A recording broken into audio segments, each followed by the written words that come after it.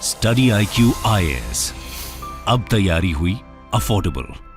नमस्कार दोस्तों, Russia Ukraine war से एक जो बड़ी चीज सामने निकल कर आई थी वो हम सबने देखा। वो ये है कि डॉलर के माध्यम से जो अमेरिका है, यूएस है, वो किसी भी देश के ऊपर कभी भी प्रहार कर सकता है, ऐसा सभी देशों को रियलाइज हुआ। और इसी को देखते हुए आप देखोगे भारत के अंदर भी जो आरबीआई है, कुछ इंपॉर्टेंट स्टेप्स लिए जा रहे थे कि यहाँ पर क्या हम दूसरे देशों के साथ जो ट्रेड करते हैं क्या वो लोकल करेंसीज में कर सकते हैं, क्या एक दूसरे की जो नेशनल करेंसीज है क्या उसमें कर सकते हैं। इसको लेकर यहाँ पर कोशिश भी करी जा रही है। और यहाँ पर आप देख सकते हो फाइनली अब भारत और यूएई के बीच में, क्योंकि अगर आप पूरे मिडिल ईस्टर्न कंट्रीज में देखोगे तो यूएई एक ऐसा देश है जिसके साथ भारत की जो पार्टनरशिप है वो बहुत तेजी से ग्रो हुई है। इसी साल आपने देखा एक ट्रेड एग्रीमेंट भी हमने यूएई के साथ किया। अब यहां पर बात हो रही है कि हम यहां पर यूएई की जो नेशनल करेंसी है दिराम, ठीक है, दिराम, उसमें कर सकते हैं और भारत की जो करेंसी है रुपी, क्या इन दोनों के बीच में अब ट्रेड हो सकता है। क्योंकि यहां पर आप देखिए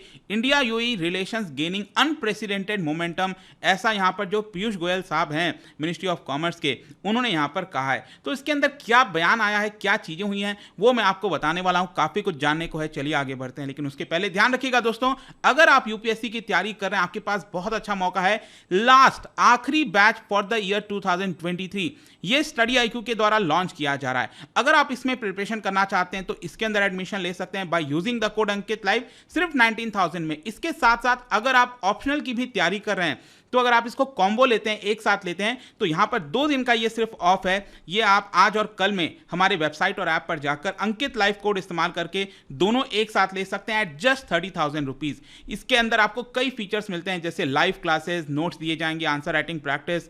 यहां पर साथ ही साथ आपको एक मेंटर भी अलॉट किया जाता है। कोई दिक्कत है, प्रॉब्लम है, कभी भी आप अपने मेंटर से पूछ सकते हैं। इसके अलावा अगर आपको MCQs अटेम्प्ट करना है तो मेरे इंस्टा पेज पर जाइए, वहां पर स्टोरीज में जितने भी MCQs हैं उसको आप अटेम्प्ट कर पाएंगे। तो चलिए शुरुआत करते हैं और सबसे पहले देखते हैं ये हो क्या रहा है। मतलब अभी भारत और यूएई के बीच में क्या ऐसी बैठक हुई है जिसको लेकर अचानक से दिराम और रूपी के बीच में ट्रेड की बात चल रही है। देखो यहाँ पर जो union commerce and industry minister हैं भारत की तरफ से, पीयूष गोयल साहब, उनकी यहाँ पर एक प्रकार से मीटिंग हुई जो उनके काउंटर पार्ट हैं यूएई के शेख हामिद बिन जायद अल नयान के साथ। और ये बेसिकली हुआ है इन दी 10th meeting of India UAE high level joint task force.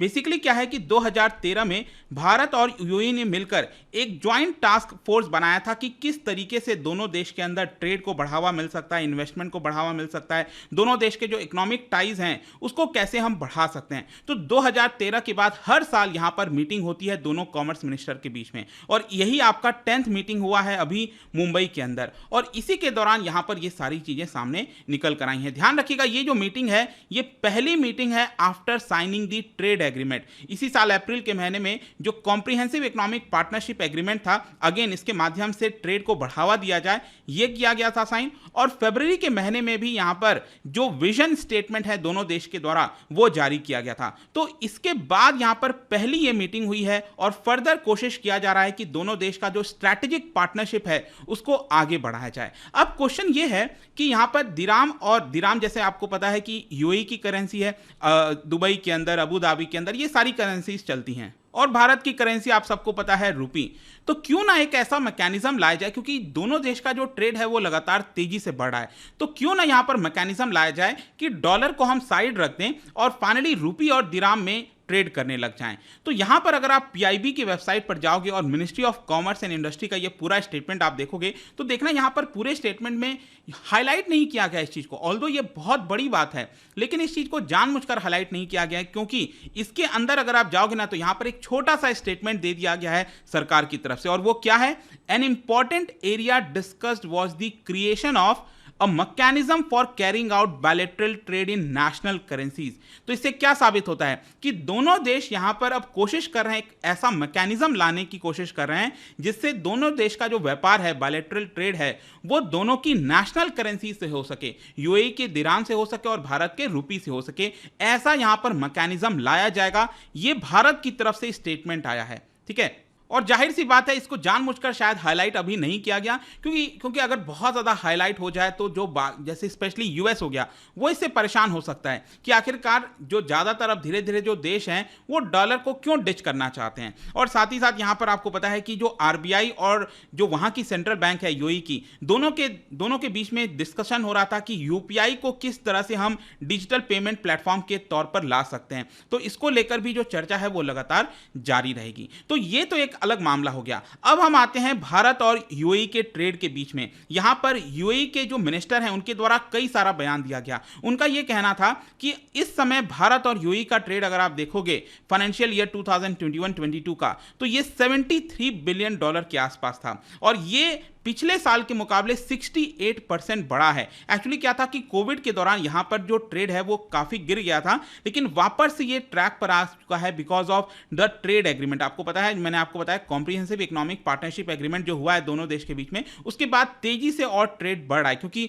जो टैरिफ होता है वो कम कर दिया जाता है, ज्यादा आसानी से जो रेगुलेशंस होते हैं उन सबको हटाने की कोशिश की जाती है ताकि व्यापार बढ़ सके। और इसीलिए यहां पर जो मिनिस्टर हैं उनका कहना है कि हमारा जो डेडलाइन था ट्रेड एग्रीमेंट साइन करने के बाद कि अगले 5 साल में हम इसको 100 बिलियन डॉलर तक ले जाना चाहते थे, लेकिन जिस तरीके से इस समय चीजें चल रही हैं, जिस तरह से ये इंक्रीज हो रहा है, ये साफ दिख रहा है कि we will achieve this 100 billion dollar trade, क्योंकि अभी कितना है, अभी it is around 73 billion dollar के आसपास।